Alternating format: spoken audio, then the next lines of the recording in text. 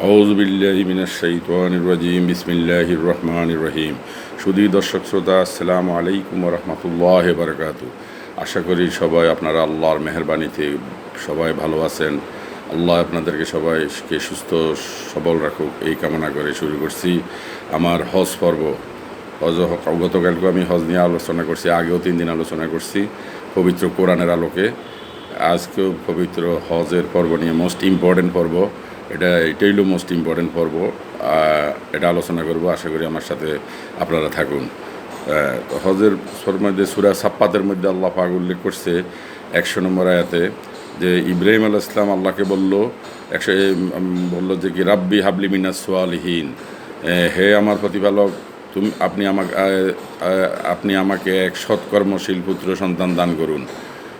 ইব্রাহিম আলাইহিস সালাম ওনার আল্লাহর কাছে একটা সৎকর্মশীল পুত্র সন্তান চাইল।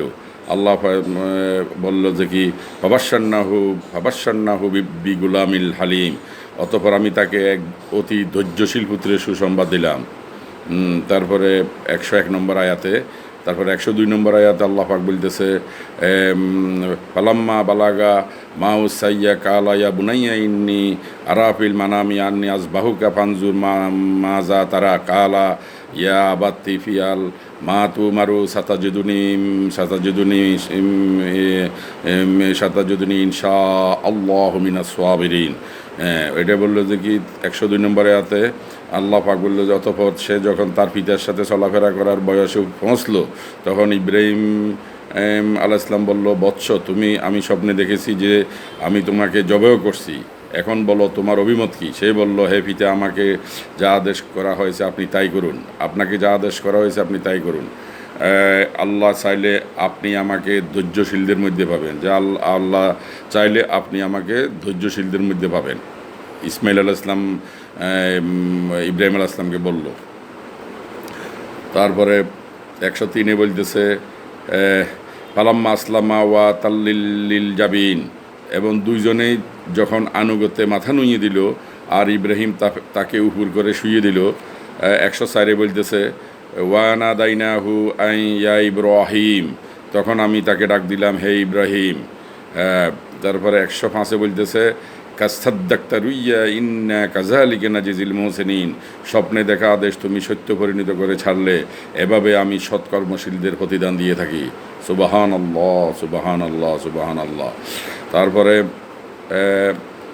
তারপরে আল্লাহ পাক বলতেছে 106-এ বলতেছে যে ইন্না হাযা লাহুল বালাউল মুবিন, অবশ্যই এটা ছিল এক সুস্পষ্ট পরীক্ষা, এটা ছিল একটা সুস্পষ্ট কঠিন পরীক্ষা ইব্রাহিম আলাইহিস সালামের প্রতি আল্লাহর যে বন্ধুর প্রতি বন্ধুর যে ভালোবাসা, যে এই যে পরীক্ষা, কঠিন পরীক্ষা। ইব্রাহিম আলাইহিস সালাম ছিল আল্লাহর বন্ধু, খলিলুল্লাহ, অর্থাৎ আল্লাহ যা বলে তা, আল্লাহর বাইরে ওনার কোনো কথা নেই, আল্লাহ যা বলবে তা।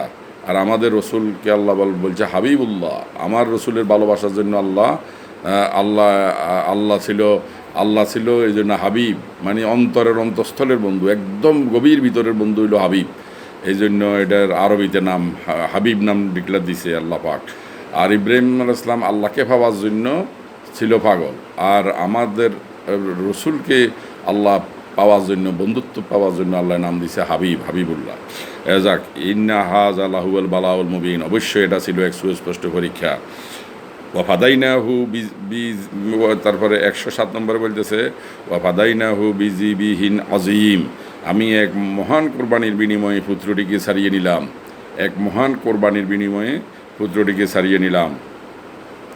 তারপরে 108 নম্বরে বলতেছে যে কি ওয়াতারাকনা আলাইহি ফিল আখিরিন, আর আমি তাকে পরবর্তীদের মাঝে স্মরণীয় করে রাখলাম। সুবহানাল্লাহ, সুবহানাল্লাহ। সালামুন আলা ইব্রাহিম, ইব্রাহিমের উপর শান্তি বর্ষিত হোক। আল্লাহ পাক ইব্রাহিম আলাইহিস সালামকে সালাম দিলেন, সালামুন আলা ইব্রাহিম। এই যে ইব্রাহিম আলাইহিস সালামকে আল্লাহ পাক যে অ্যাসাইনমেন্ট দিয়েছে, যে অ্যাসাইনমেন্ট উনি কমপ্লিট করার কারণে ওনার স্বপ্নের ওনার সবচাইতে প্রিয় বস্তু কি, এটা স্বপ্নে দেখাইছে কোরবানি করার জন্য, আল্লাহর নামে কোরবানি দেওয়ার জন্য। তো উনি এটা করাতে, এটা মানে ওনার সবচাইতে প্রিয় বস্তু ছিল ইসমাইল আলাইহিস সালাম, ওনার ছেলে।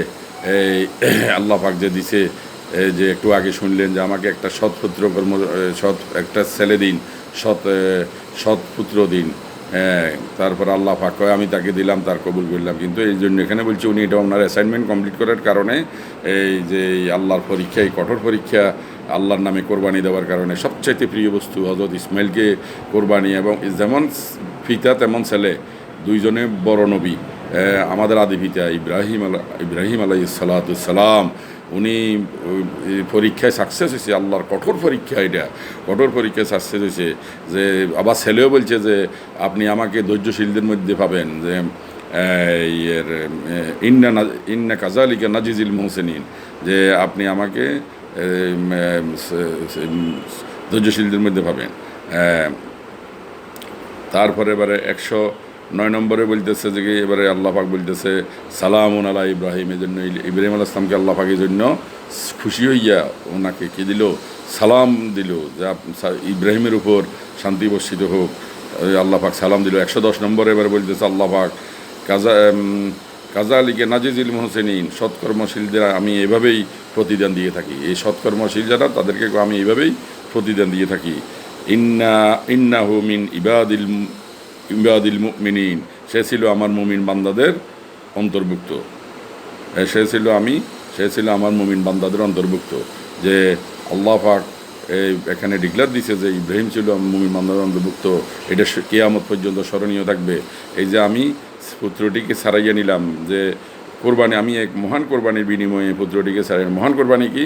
আল্লাহ পাক এত দ্রুত, জিবরাইল আলাইহিস সালাম বলছে যে তাফসীরের মধ্যে আসছে, রসুল পাক সাল্লাল্লাহু আলাইহি সাল্লাম সাহাবীদেরকে বলছে যে দুইবার জিবরাইল আলাইহিস সালাম খুব দ্রুত দুনিয়াতে নামিয়ে আসছে। জিবরাইল আলাইহিস সালাম বলছে যে আমাদের রসুলকে, যে একবার হইলো ইসমাইল আলাইহিস সালামকে তাড়াতাড়ি সরাইয়া বেহেশত থেকে দুম্বা নিয়ে আসছে, এটা সরাইয়া দুম্বা নিয়ে আসছে, এই জন্য উনি খুব দ্রুত পৃথিবীতে নামে এসেছিল। আরেকটা হইলো ইউসুফ আলাইহিস সালামকে বাঁচানোর জন্য জুলেখা থেকে ওর দরজার চাবিগুলা, 7টা দরজার চাবি খুলে দেওয়ার জন্য এত দ্রুত বেগে আমি আর কোনো দিন আসি নাই। আরেকটা হলো ইসমাইল আলাইহিস সালামকে দ্রুত যখন ছুরি চালাবে, এত দ্রুত দেখতেছে আল্লাহ পাক, তখন এই দুম্বা নিয়া আসমান থেকে দুম্বা নিয়ে আসছে, এত দ্রুত আমি আর আসি নাই।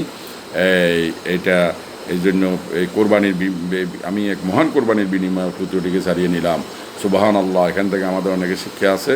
তো আসুন আজকে এই পর্যন্তই। এটা আমরা এইভাবে যাতে আমাদেরকে আল্লাহ যেভাবে কোরবানির হুকুম করছে, এই জন্য আমরা যাতে কোরবানি করি, এটা আমাদের জন্য মহান শিক্ষা। আল্লাহ বলছে আমি রক্ত নেই না, মাংসও নিই না। তো আসুন আজকে এই পর্যন্ত। কালকে আগামীকাল আবার ইনশাল্লাহ দেখা হবে। আসসালামু আলাইকুম ওয়া রাহমাতুল্লাহি ওয়া বারাকাতুহু।